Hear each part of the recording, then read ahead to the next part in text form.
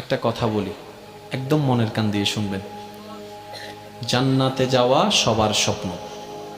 আছি আমরা সবাই দুনিয়ায়। ঠান্ডা মাথায় ভেবে দেখলে দেখবেন এই দুনিয়া এবং জান্নাতের মাঝখানে কিন্তু দুইটা স্টেশন আছে, একটার নাম কবর, একটার নাম হাসর।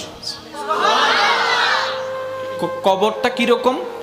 আমাদের দুশমনরা না, আপন জনেরাই কিন্তু খনন করবে, আপন জনেরাই কিন্তু লাশটা রাখবে, আবার আপন জনেরাই কিন্তু ওই দেহটার উপরে বাঁশ বিছিয়ে মাটি চাপা দিবে, চতুর্দিক থেকে অন্ধকার করে ফেলবে। মনে রাখবেন, কবর আলোকিত হয় ঈমানের আলোয়, সুবহানাল্লাহ। আর হাসর আলোকিত হবে আল্লাহর রহমতের সাথে আপনার আমলের আলোয়, সুবহানাল্লাহ। হাসর আলোকিত হবে আমলের গুণে, কবর আলোকিত হবে ঈমানের গুণে।